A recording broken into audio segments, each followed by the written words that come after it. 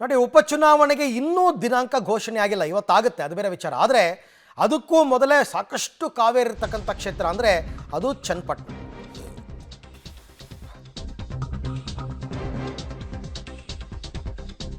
ಅದಕ್ಕೂ ಮುನ್ನವೇ ಕಾವೇರಿದೆ ಚನ್ನಪಟ್ಟಣ ಉಪಚುನಾವಣೆ. HDK ವಿಶ್ವಾಸ ಗಳಿಸಿ ಟಿಕೆಟ್ ಪಡೆಯುವ ಯೋಗೇಶ್ವರ್ ಪ್ರಯತ್ನ ವಿಫಲವಾದಂತೆ ಸದ್ಯಕ್ಕೆ ಕಾಣಿಸ್ತಾ ಇದೆ. ವರಿಷ್ಠರ ಮಟ್ಟದಲ್ಲಿ ಟಿಕೆಟ್ ಗಿಟ್ಟಿಸೋದಕ್ಕೆ ಸಮರ ಶುರು ಮಾಡಿದ್ದಾರೆ. ಹೋಗಿ ಬಂದರು ಡೆಲ್ಲಿಗೆಲ್ಲ CP ಯೋಗೇಶ್ವರ್. ಟಿಕೆಟ್ ಸಿಗದೇ ಇದ್ದರೆ ಬಂಡಾಯವಾಗಿ ಸ್ಪರ್ಧೆ ಮಾಡ್ತೀನಿ ಅನ್ನೋ ಸಂದೇಶವನ್ನು ಕೂಡ ರವಾನೆ ಮಾಡಿದ್ದಾರೆ.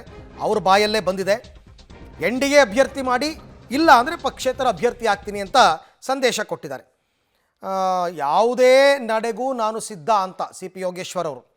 ನಾನು NDA ಅಭ್ಯರ್ಥಿ ಮಾಡಿ, ಎರಡೂ ಪಕ್ಷಗಳು ಸಪೋರ್ಟ್ ಮಾಡಿ, ಮೈತ್ರಿ ಧರ್ಮ ಪಾಲನೆ ಮಾಡಿ ನಾನು ಗೆಲ್ತೀನಿ, ಇಲ್ಲ ಅಂತಂದರೆ ನಾನು ಪಕ್ಷೇತರ ಅಭ್ಯರ್ಥಿಯಾಗಿ ನಿಲ್ತೀನಿ ಅಂತ. ಹಾಗೇನಾದರೂ ಆದರೆ ತ್ರಿಕೋಣ ಸ್ಪರ್ಧೆ ಆಗಿಬಿಡುತ್ತೆ. ಚನ್ನಪಟ್ಟಣ ವಿಚಾರದಲ್ಲಿ ಮೈತ್ರಿ ಧರ್ಮ ಪಾಲನೆ ಮಾಡಲಾಗುತ್ತಾ? ಮೈತ್ರಿ ಧರ್ಮ ಪಾಲನೆ ಮಾಡಬೇಕು ನಿಜವಾಗಿ ಅಂತಂದರೆ JDSಗೆ ಬಿಟ್ಕೊಡ್ಬೇಕಾಗುತ್ತೆ. ಯಾಕೆಂದರೆ JDS ಕ್ಯಾಂಡಿಡೇಟ್ ಗೆದ್ದಂತಹ ಕ್ಷೇತ್ರ ಅದು. BJPಯಲ್ಲಿ CPY ಪರ ಒಂದು ಬಣದಿಂದ ಟಿಕೆಟ್ಗೆ ಒತ್ತಾಯ, ಅಂದರೆ ಅದು ಉಪಸಮಿತಿ ಅಂತ ಮಾಡ್ಕೊಂಡಿದ್ದಾರೆ ಅಶ್ವಥ್ ನಾರಾಯಣ್ ನೇತೃತ್ವದಲ್ಲಿ.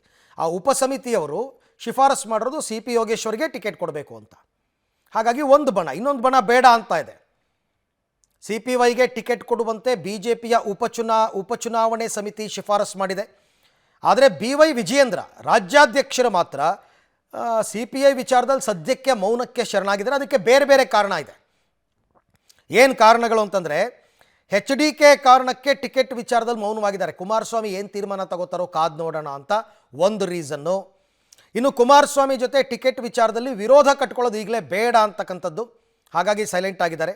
ಇನ್ನು ಮೈತ್ರಿ ಪಾಲನೆ ಮಾಡಬೇಕಾದ ಹಿನ್ನೆಲೆಯಲ್ಲಿ ಹೈಕಮಾಂಡೇ ತೀರ್ಮಾನ ಮಾಡಿಬಿಡಲಿ, ಹೈಕಮಾಂಡೇ ಯೋಗೇಶ್ವರ್ಗೆ ಹೇಳಲಿ, ಶಂಕದಿಂದ ಬಂದ್ರೇ ತೀರ್ಥ, ಹಾಗಾಗಿ ಅವರೇ ಹೇಳಲಿ ಅಂತ ಇರ್ಬೋದು.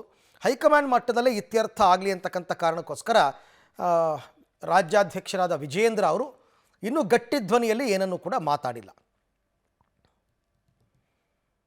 ಚನ್ನಪಟ್ಟಣ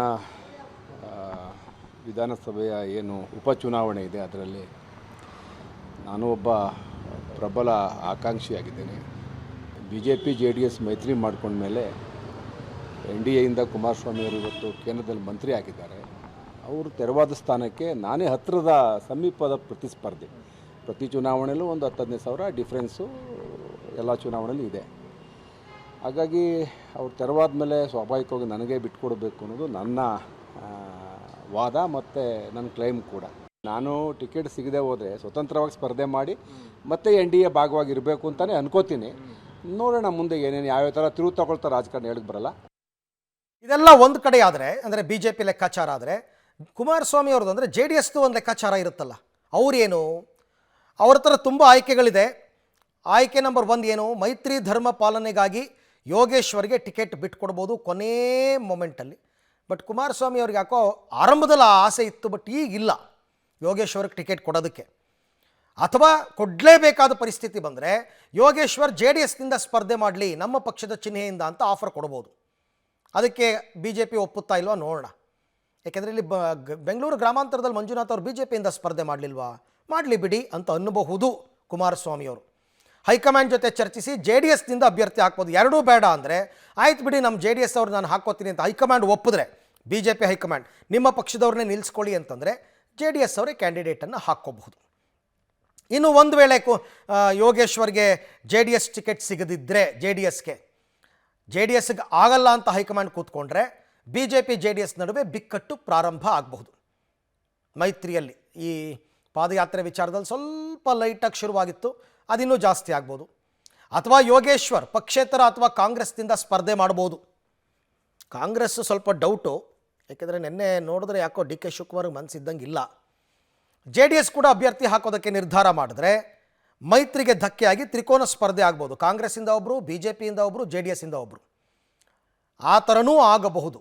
ಮೇ ಬಿ ಸಾಧ್ಯತೆಗಳ ಬಗ್ಗೆ ಮಾತ್ರ ನಾನು ಹೇಳ್ತಾ ಇರೋದು. ಇವ್ರದ್ದೆಲ್ಲ ಒಂದು ಕಡೆ ಆದರೆ, ಇನ್ನು ಕಾಂಗ್ರೆಸ್ನವ್ರದ್ದು ಇರುತ್ತಲ್ಲ ಲೆಕ್ಕಾಚಾರ, ಶತಾಯಗತಾಯ ಗೆಲ್ಲಬೇಕು ಅಂತ ಕೂತ್ಬಿಟ್ಟಿದ್ದಾರೆ DK ಶಿವಕುಮಾರ್. ಸಿದ್ದರಾಮಯ್ಯನವರು ಮತ್ತು ಕಾಂಗ್ರೆಸ್ ಹೈಕಮಾಂಡ್ ಕಂಪ್ಲೀಟಾಗಿ DK ಶಿವಕುಮಾರ್ಗೆ ಸ್ವಾತಂತ್ರ್ಯ ಕೊಟ್ಬಿಟ್ಟಿದ್ದಾರೆ ಈ ವಿಚಾರದಲ್ಲಿ. ಯಾಕೆಂದರೆ ಅವ್ರ ಪಕ್ಕದ ಕ್ಷೇತ್ರ, ಅವ್ರದ್ದೇ ಜಿಲ್ಲೆ.